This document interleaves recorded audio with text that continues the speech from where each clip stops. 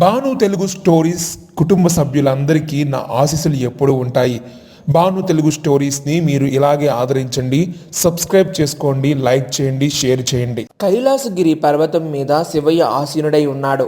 అప్పుడే గణపయ్య అక్కడకు వచ్చి, నాన్నగారు, నా చతుర్థి రానే వస్తుంది. నేను భూలోకంలోకి వెళ్ళి నా భక్తులందరినీ పలకరించి రమ్మంటారా? తప్పకుండా నాయనా, నీ భక్తులందరూ నీ వేడుకల్ని ఘనంగా జరుపుతారు. వాళ్ళందరికీ నీ ఆశీస్సులు తప్పక ఉండాలి. వెళ్ళిరా. కానీ అంతకంటే ముందు నా భక్తుని దగ్గరికి వెళ్ళాల్సి ఉంటుంది. తప్పకుండా తండ్రి. ఆ కుటుంబం దగ్గరికి వెళ్ళి నేను ఏం చేయగలను? అక్కడికి వెళ్ళిన తర్వాత నీకే అంతా అర్థమవుతుంది అని ఆ కుటుంబాన్ని చూపిస్తాడు. గణపయ్య సరే అని చెప్పి అక్కడి నుంచి భూలోకంలోకి వస్తాడు. గణపయ్య మనిషి రూపంలోకి మారి ఆ కుటుంబం దగ్గరికి వెళ్తాడు. వాళ్ళు ఎవరో కాదు, భానుమతి, భానుప్రకాష్ వాళ్ళు. గణపయ్య అక్కడికి వెళ్లే సమయంలో భార్యాభర్తలు ఇద్దరు కూడా మాట్లాడుకుంటూ ఉంటారు.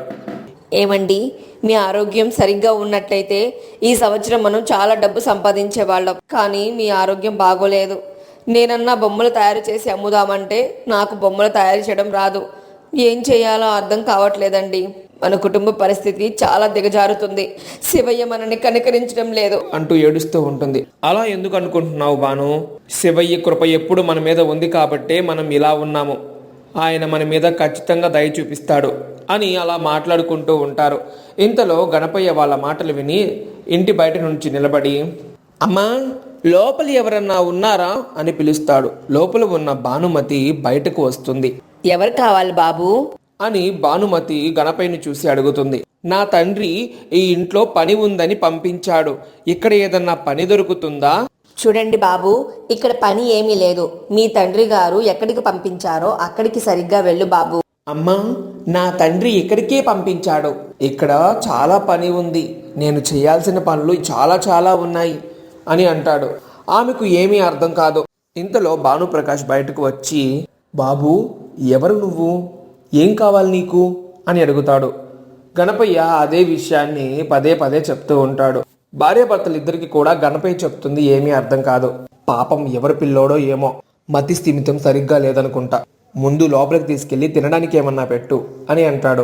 భానుమతి సరే అని, బాబు లోపలికి రా, నీకు తినడానికి ఏమన్నా పెడతాను అని గణపయ్యను లోపలికి తీసుకువెళ్తుంది భానుమతి. గణపయ్య లోపలికి వెళ్తాడు. ఎదురుగా ఉన్న శివయ్యని చూసి నమస్కారం చేస్తాడు. నువ్వు శివయ్య భక్తుడివా అని అడుగుతుంది. అవును, నేను నా తండ్రికి ఎప్పుడూ భక్తుడినే అని గణపయ్య సమాధానం చెప్తాడు. గణపయ్య మాటలు వింటున్న భానుమతి మనసులో, ఈ అబ్బాయి చాలా విచిత్రంగా ఉన్నాడు. తన మాట విధానం, తన తీరు అంతా విచిత్రంగా ఉంది అని అనుకుంటూ ఉంటుంది. ఇంతలో భానుమతి అత్తగారు అక్కడికి వస్తారు. అమ్మా భానుమతి, ఏం చేస్తున్నావమ్మా? చాలా రోజులైంది నిన్ను చూసి. అబ్బాయి ఏడి? అవును, ఈ పిల్లోడు ఎవరు అని వచ్చి మాట్లాడుతూ ఉంటుంది. అమ్మా, నీకు కనబడడం లేదా? నేను ఇక్కడే ఉన్నా. అత్తయ్య, చాలా రోజులైంది మిమ్మల్ని ఈ మధ్య అసలు రావడమే మానేశారు. ఎందుకు?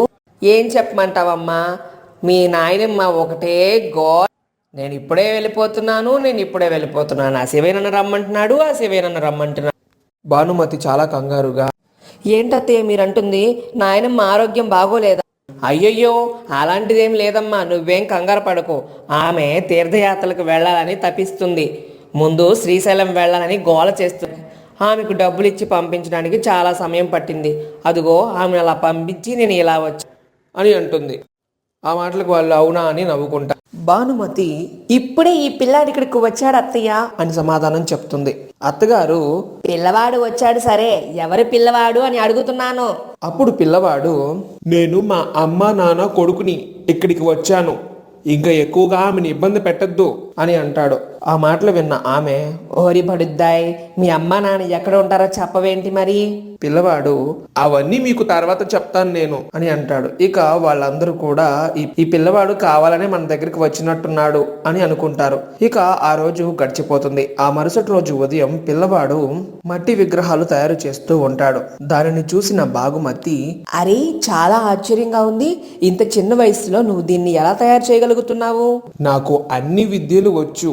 నేను దీనిని నీకు కూడా నేర్పిస్తాను, నేర్చుకుంటావా తప్పకుండా నేర్చుకుంటాను అని అంటుంది. పిల్లవాడు ఆమెకు ఎలాగా విగ్రహాలు తయారు చేయాలో నేర్పిస్తాడు. భానుమతి కూడా చాలా చక్కగా దాన్ని నేర్చుకుంటుంది. అలా వారం తిరిగే లోపు చాలా అద్భుతంగా ఆమె మట్టి విగ్రహాలు తయారు చేయడం పూర్తిగా నేర్చుకుంటుంది. వారం రోజుల తర్వాత ఆమె పిల్లవాడితో, చూడు బాబు, నువ్వు చేసిన మట్టి విగ్రహాలన్నీ నేను అమ్మేశాను, నాకు చాలా డబ్బు వచ్చింది.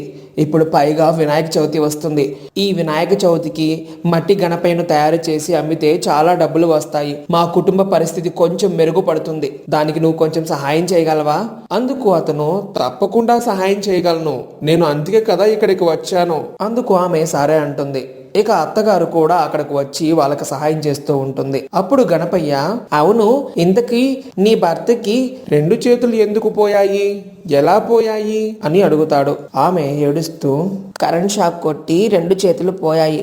అప్పటి నుంచి నా కుటుంబ పరిస్థితి చాలా దారుణంగా తయారైంది. మా అత్తగారి మీద ఆధారపడి బ్రతుకుతున్నాను. నాకు ఏం పని చేయడమో రాదు.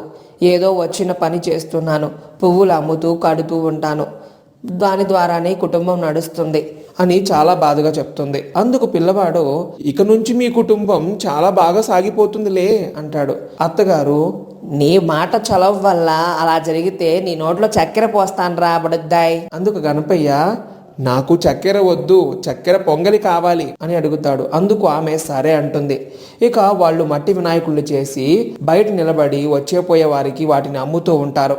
అలా చాలా డబ్బు సంపాదిస్తుంది భానుమతి. దాన్నంతా చూసిన వాళ్ళు, అబ్బా, ఈ పిల్లవాడు మన ఇంటికి ఏ ముహూర్తాన వచ్చాడో ఏమో కానీ మన జీవితం అంతా మార్చడానికే వచ్చినట్టున్నాడు. గణపయ్య నవ్వుకుంటూ ఉంటాడు.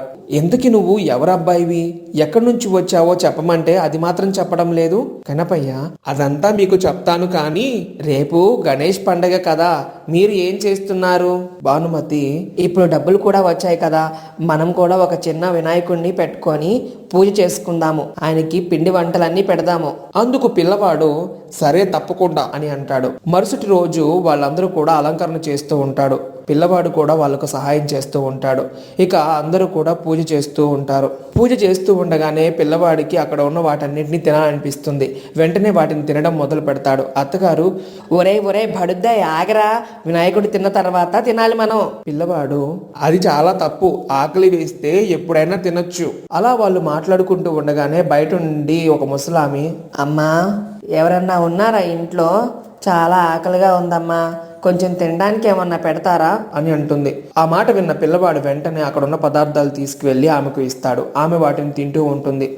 ఒరే ఎంత పని చేసావురా, గణపయ్యకి నైవేద్యం పెట్టకుండానే ఇలా చేశావు, నిన్ను అంటూ కొట్టబోతుంది. ఆమె అలా అన్న వెంటనే పిల్లవాడు వినాయకుడి రూపంలోకి మారి చాలా కోపంగా, ఇదేనా నువ్వు నేర్చుకున్నది? సంస్కారం అంటే ఇదేనా?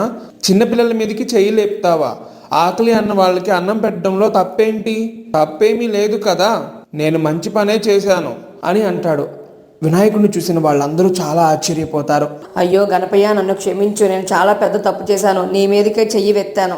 నువ్వు నా మీదకి చెయ్యి వెత్తి తప్పేమి చేయలేదు, కానీ ఆకలి అన్న వాళ్ళకి అన్నం పెట్టలేదు చూడు, అది నువ్వు చేసిన పెద్ద తప్పు. ఇంక ఎప్పుడు అలా చేయకండి. ఈ పండుగ రోజు అందరూ సంతోషంగా ఉండాలని అనుకుంటారు కదా, అలాగే వాళ్ళు కూడా సంతోషంగా ఉండాలి అనుకుంటారు. అందుకే మీ దగ్గరికి సంతోషం పంచుకోవడం కోసం వచ్చారు. వాళ్ళ స్తోమతను బట్టి వాళ్ళకి ఉన్నదానిలో వాళ్ళు పండుగను జరుపుకుంటున్నారు. అలాగే మీకు ఉన్నదానిలో ఇతరులకు సహాయం చేయడంలో తప్పేంటి అని అంటాడు వినాయకుడు. చాలా పెద్ద తప్పు జరిగిపోయింది స్వామి, మమ్మల్ని క్షమించు అని అంటుంది. సరే, ఇక మీదట ఇలా ఎప్పుడు చెయ్యకండి. నాకు పెట్టడం కాదు, ఆకలి అన్న వాళ్ళకి తీసుకెళ్లి పెట్టండి, నేను దాన్ని చూసి చాలా సంతోషపడతాను అని అంటాడు. అందుకు వాళ్ళు సరే అంటారు. గణపయ్య వాళ్ళందరినీ దీవించి అక్కడి నుంచి వెళ్ళిపోతాడు. నవరాత్రుల సమయంలో గణపయ్య అన్ని పందిళ్ళకి వెళ్ళి అందరినీ దీవించి అక్కడి నుంచి మళ్ళీ తిరిగి తండ్రి దగ్గరికి వెళ్తాడు. తండ్రి, గణపయ్య, నీకు ఇప్పుడు సంతోషంగా ఉందా? చాలా సంతోషంగా ఉంది నాన్నగారు. సరే, అమ్మ నీ కోసం ఎదురు చూస్తుంది, వెళ్ళు. సరే నాన్నగారు అంటూ అక్కడి నుంచి వెళ్ళిపోతాడు. గణపయ్య చెప్పిన మాటలు మీకు ఎలా ఉన్నాయో కింద కామెంట్ చేయండి. ఇలాంటి మంచి మంచి వీడియోల కోసం మన ఛానల్ని సబ్స్క్రైబ్ చేసుకోండి, సపోర్ట్ చేయండి, లైక్ చేయండి, షేర్ చేయండి.